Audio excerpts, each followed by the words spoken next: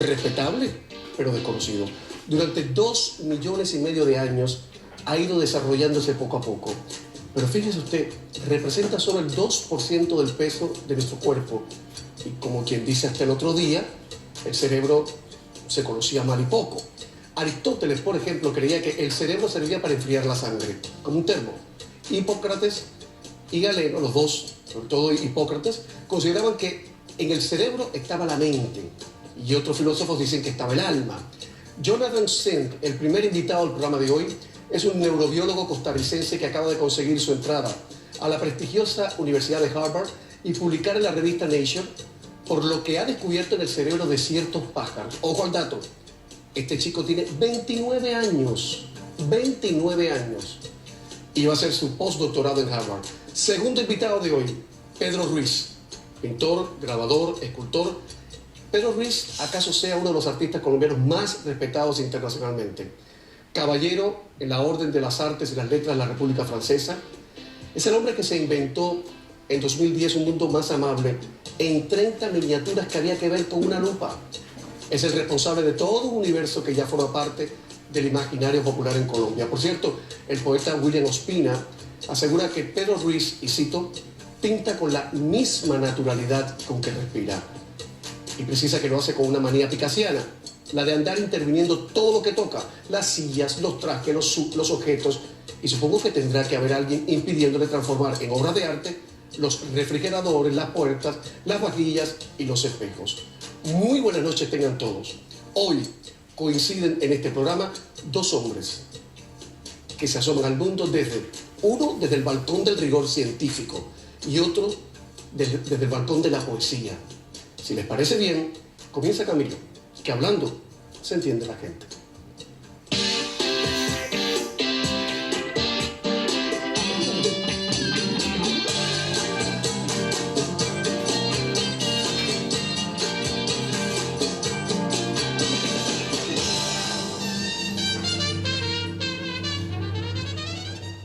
En el año 1960, y tras haber arrasado literalmente en la taquilla, y tras haber seducido al público y a la crítica con Psicosis, Alfred Hitchcock se permitió 3 años sin estrenar una película, 3 años absolutos de flojera, de descanso.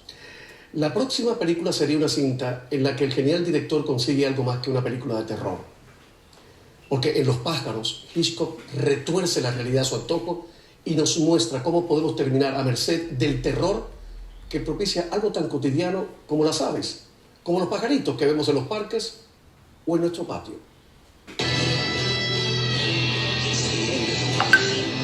Thus said the Lord God unto the mountains and the hills and the rivers and the valleys. Behold, I, even I, shall bring a sword upon you, and I will devastate you. Vaya película, vaya película. El primer invitado de hoy tal vez difiera de lo que Hitchcock intentó hacernos creer con esa película de los pájaros, porque gracias precisamente a los pájaros, el neurobiólogo costarricense Jonathan Sand, con 29 años, fue seleccionado en Harvard, la Universidad de Harvard, para su postdoctorado y está en la cresta de la ola por lo que ha descubierto en el cerebro de los pájaros. Por cierto, su trabajo será publicado en la revista Nature, que es la más prestigiosa, es la Biblia en el ámbito científico. Jonathan, bienvenido a CNN, ¿cómo estás? Súper bien, Camilo, qué risa tu entrevista, la entrevista de Cedro, increíble, la de Hitchcock, me perdiste un poquito, pero todo bien.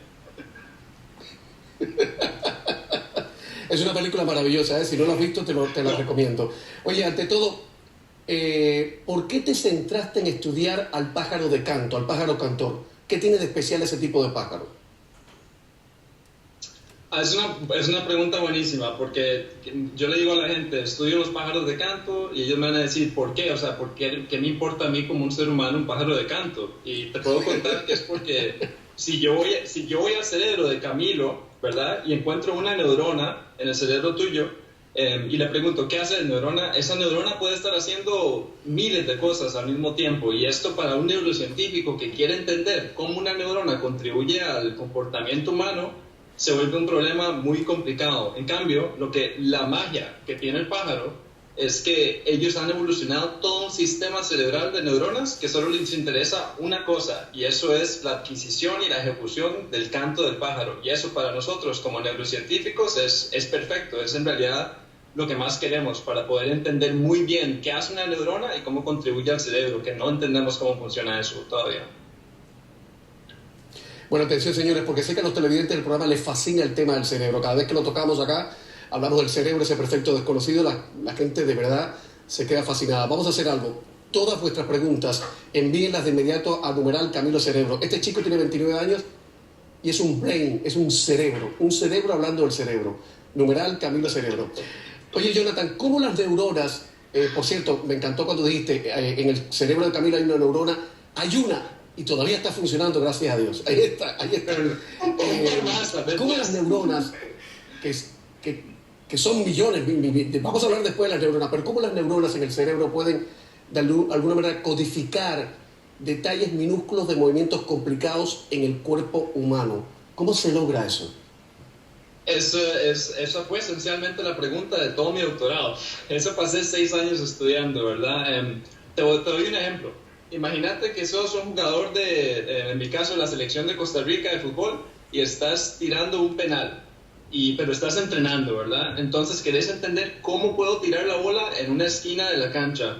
Entonces, para poder mejorar, necesitamos cambiar la actividad neuronal cada vez más y que la actividad neuronal se vaya yendo por el camino de que nos permita tirar la bola en una esquina de la cancha. Para que eso ocurra, la actividad neuronal tiene que tener un registro, como un recibo, que le dice qué acaba de hacer mi cuerpo. Y entonces puede mejorar cuando tiras la bola en el lugar correcto. Y cuando la fallas, no queremos ese tipo de actividad que llevó a esa patada, que llevó a la bola para afuera del marco y que le pegó a alguien que estaba por allá, nada que ver, ¿verdad? Entonces, eso es lo que queremos entender nosotros en el pájaro de canto. Queremos entender cómo asociamos la actividad de las neuronas con el canto del pájaro. Ese es el mismo problema, en realidad. O sea, tú, a ver si logro entender, que yo soy limitadito para estas cosas. Tú me estás explicando que nuestro cerebro de alguna manera construye una representación de lo que tú has llamado nuestro estado interno, basado en señales corporales. ¿Es eso? Sí, o sea, esto es que, mira, que yo muevo mi mano, tiene que haber neuronas en mi cerebro que representan cada detalle pequeñito de mi mano para yo poder aprender a mover cada vez mejor mis manos. Y eso fue lo que descubrimos en el cerebro del pájaro, es cómo las neuronas del pájaro registran cada detalle minúsculo de cómo se ejecuta el canto del pájaro para poder aprender cada vez, cambiar su actividad y tener un canto mejor y mejor. Pero en realidad eso aplica para todos los comportamientos humanos, ya sea un bebé aprendiendo a caminar, un bebé aprendiendo a hablar, un adulto aprendiendo un deporte, un adulto aprendiendo a tocar un instrumento, todo eso es lo mismo en realidad. Todas esas imágenes que están viendo ustedes, que no es el cielo en la noche, ese es el cerebro. Jonathan Zinn ha conseguido en las primeras imágenes de la actividad neuronal del cerebro profundo en un pájaro vocalizando, y así es como se ve. No me digan que no es fascinante esto. Imagínense lo que los hombres desde la antigüedad, desde hace millones de años o miles de años, han querido visualizar, han querido profundizar. Este chico lo ha conseguido y lo están viendo ahora en nuestras pantallas. A ver, Jonathan, si puedo resumir grosso modo lo que tú haces para que todos lo entendamos. Tratar de comprender cómo nuestro cerebro, y específicamente varios grupos de neuronas, en partes específicas del cerebro, aprenden a controlar nuestros movimientos. ¿Es eso exactamente? Es eso exactamente, y el video que están viendo era precisamente la manera en que nosotros decidimos monitorear la actividad de las neuronas dentro de un pájaro que se está moviendo, volando, cantando. Y eso fue en realidad lo que yo desarrollé durante todos estos pasados 6 años aquí en la Universidad de Duke antes de ir para Harvard. ¿Cuál es la utilidad práctica de esto que has descubierto? Ok, esta es la cosa, te lo explico así. Si yo te doy a vos un carro y te digo arréglalo, y no sabes cómo funciona el carro, es imposible arreglar el carro, ¿verdad? Entonces, eso es lo que pasa cuando tenemos enfermedades como Alzheimer's, Parkinson's, Huntington's, todos este tipo de enfermedades muy devastadoras. No entendemos cómo funciona el cerebro naturalmente, entonces no tenemos maneras de poder curar el cerebro de una manera lógica. No sabemos dónde venir a arreglar el carro si no sabemos cómo funciona el carro. Esto nos da una primera observación de entendimiento de cómo funciona la parte del cerebro que se daña en malestares como Parkinson. Si no sabemos cómo funciona en su estado normal, en este caso, cómo representan nuestros movimientos, no vamos a tener ningún chance de arreglarlo en cualquier momento. Ese es el propósito de este tipo de investigación, que es a cielo abierto, pongámoslo así. Próximo tema, Jonathan y amigos televidentes, la relación entre el cerebro, entre la conexión del cerebro humano con la conexión posible o no con la inteligencia artificial. Es un tema que está proponiendo Carlos Sainz, que es el primer televidente que ha entrado esta noche en el numeral Camilo Cerebro, en mi Twitter, que es @CamiloCNN. Esa va a ser la primera pregunta que te están haciendo los televidentes, a ver qué les podemos responder. Por favor, producción, vámonos a publicidad, si es posible, con esa imagen del cerebro de un pájaro vocalizando, porque a mí me parece francamente fascinante y hasta me enternece. Esas imágenes en blanco y negro. Vamos a regresar de nada. Ahí la tienen. Esto es maravilloso. Esto es maravilloso.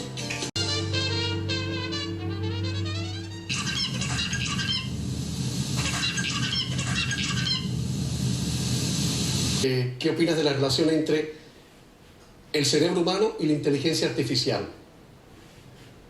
Es una pregunta buenísima y un tema de investigación extremadamente activo en este momento. Te lo pongo así, el área de neurociencia está en su infancia, el área de inteligencia artificial también, y lo que resulta es que las dos tienen muchísimo que aprender de la otra. La inteligencia artificial puede ver al cerebro y decir, ¿cómo el cerebro hace eso? Yo puedo aprender e incorporar las cosas a las máquinas que construimos en estos días. Y el cerebro, para entenderlo, podemos aprender de la matemática y los algoritmos que se utilizan en la inteligencia artificial. Entonces es una relación muy simbiótica, por decirlo así, las dos se informan. Es una buena pregunta.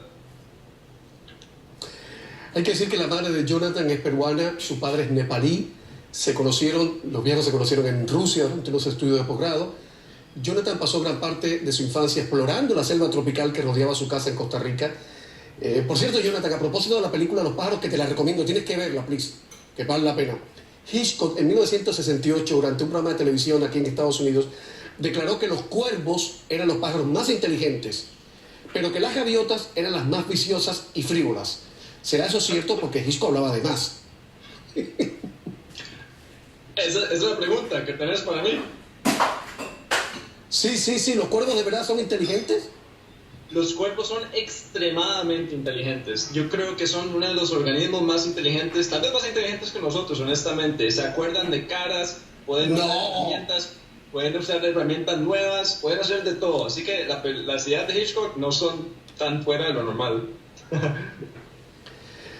Tú has dicho que lo más interesante de estudiar el cerebro es que puedes ver muchas cosas sucediendo en un ser viviente en tiempo real. La verdad es que para los que estamos fuera del ajo, fuera de tu profesión, nos cuesta mucho entender cómo un órgano como el cerebro humano, que es una cosita de nada, 1.100 centímetros cúbicos, contenga unos 80.000 millones de neuronas y que eso centralice todas las actividades del cuerpo. Mi pregunta es, ¿para qué sirven esas cosas que están promocionando como el mindful o algo así, que te dicen que hay que ejercitar el cerebro? Pero yo le tengo un poquito no es que lo rechace, un poquito de recelo, porque ahora todos los gurúes el brainful, todos los gurúes de la autoayuda están metidos en eso, y cuando se meten los gurús de la autoayuda, Camilo automáticamente se sale. Pero, ¿podemos confiar en esas cosas? Ok, no sé qué tanto debería valer mi opinión, pero te puedo decir mi propia opinión, es que tienen cierta certeza los ejercicios que hacen que tu mente piense en formas nuevas, que haga operaciones, que piense un poquito de resolver problemas, sí, pero no hay una solución mágica en estos programas y los gurúes que te digan hacer X, Y o Z. No lo veo como una solución verdadera, sino tal vez algo que toque un poco ciertas prácticas que sí son útiles para el cerebro, como por ejemplo resolver problemas. Eso sí ayuda a mantener nuestro cerebro activo y formar conexiones nuevas y tenernos más chispas, por decirlo así. Has dicho resolver problemas matemáticos, acertijos matemáticos, estudiar otro idioma, también dicen que ayuda muchísimo, relacionarnos con la gente también. Jonathan comenzó a estudiar microbiología en la Universidad de Costa Rica, luego recaló en la Universidad de Florida. más tarde pasó a la muy prestigiosa Universidad de Duke en Carolina del Norte. Mi pregunta es, ¿cuándo y cómo empezaste a interesarte tú por el cerebro?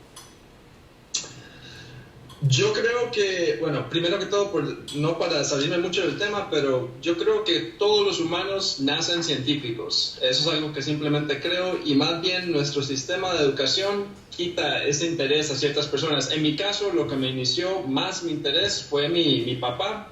Mi papá siempre me llevaba a hacer experimentos, siempre me exponía a esas ideas. Nunca me lo forzó, pero siempre me exponía. O sea, íbamos a bajar nidos de pájaros que no estaban siendo utilizados para aprender cómo se construyeron. Íbamos al río a sacar animales, íbamos al laboratorio, de todo. Entonces yo diría que ahí empezó. Tú has dicho algo que puede molestar a más de un profesional de la educación, más de un pedagogo, pero es que es una verdad como un templo. En términos generales, nuestros sistemas de enseñanza están programados para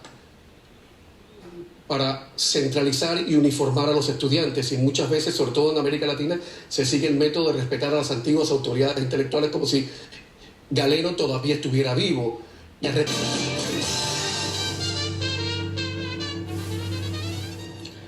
Continuamos con Jonathan Singh, el neurobiólogo costarricense que con 29 años ha logrado ingresar a la Universidad de Harvard para estudios de postdoctorado, precisamente por lo que ha descubierto en el cerebro de los pájaros, y además ha logrado va a publicar su investigación en la revista Nature, que es la Biblia del pensamiento científico. Eli Verne, un televidente que está viendo el programa en Puerto Rico, pregunta a Jonathan si es cierto que el cerebro es lo último que muere cuando un médico dice de un paciente está ya técnicamente muerto, clínicamente muerto. ¿Eso es cierto o falso?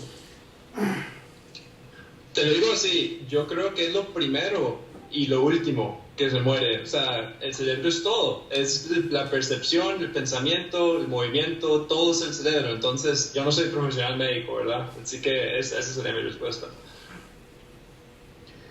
Oye, somos cada vez más inteligentes, lo digo porque llevamos más de 2,5 millones de desarrollo de evolución humana del cerebro, y el proceso de encefalización ha aumentado y me imagino que sigue aumentando. ¿Eso significa que somos cada vez más inteligentes o...? Esa es una pregunta buena. Yo diría que cada vez tenemos más capacidad cerebral para hacer operaciones y pensamientos más complicados. No sé si eso significa que estemos tomando decisiones más inteligentes como una especie, ¿verdad? Calentamiento global, todo este otro tipo de problemas, pero la corteza cerebral, como vos estás diciendo, sí tiene muchísimo que ver con nuestra capacidad de pensar pensamientos más complicados, sí. Yo hablando con este chico, que reitero tiene 29 años, es neurobiólogo, y recordaba a principios del siglo, finales del 19, principios del 20, cuando los políticos, los grandes periodistas, los líderes de opinión se llenaban la boca para decir que las mujeres no podían tener derecho al voto, por ejemplo, porque su cerebro era más pequeño que el de los hombres. Por Dios santo. No. Las cosas que se han dicho sobre el cerebro humano, por ejemplo, eso de que dicen que las neuronas se mueren constantemente, ¿las neuronas se regeneran? ¿O cuando ya vamos, como dicen el bolero, de capa caída, cuando vamos de retirada, nuestras neuronas también se van muriendo y no se regeneran? ¿Cómo es la cosa? Es un poquito de los dos, en realidad. De hecho, eso fue otro tema que a mí me encantaba demasiado, el potencial del cerebro humano para naturalmente regenerar neuronas que haya perdido por varias razones. Puede ser que nos pegamos la cabeza y se murió parte del cerebro, y eso vieras que es un debate extremadamente activo en neurociencia en estos días. Es que no sabemos qué tanto se regeneran las neuronas del cerebro humano de un adulto. En un niño, ahí sí hay constantemente un flujo de neuronas nuevas, neuronas bebés llegando al cerebro. Jonathan Singh está convencido de que, y le voy a citar, estamos en un momento único donde las posibilidades para explorar el mundo están más disponibles y accesibles que nunca. Ahora, Jonathan, entre tú y yo, qué pena que eso no garantice mejores seres humanos, ¿no? Digo yo. Estamos de acuerdo. Es una pena. ¿De qué dependerá eso, por ejemplo? Vieras que ahora sí me pones a especular un montón, pero la ética humana, la moralidad humana, yo creo que eso es algo más cultural que algo cerebral, vieras, 100%. Esa es mi opinión en eso. Sí, en eso coincidimos. Es una construcción absolutamente cultural.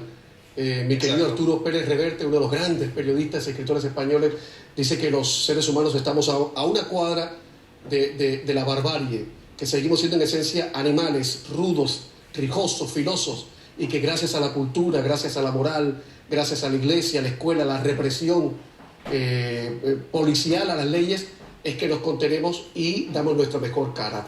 Oye, Jonathan, ha sido un placer tenerte en el programa. Por cierto, entra en el numeral Camilo Cerebro, porque hay una chica que te ha enviado un piropo que ya quisiera yo que me lo hubieran enviado con tu edad. A ver si me responde. Uno nunca sabe. Uno nunca sabe. Cuídate mucho, un abrazo grande, ¿eh? Camilo, muchísimas gracias, fue un placer. Pura vida. Segundo invitado, ya viene.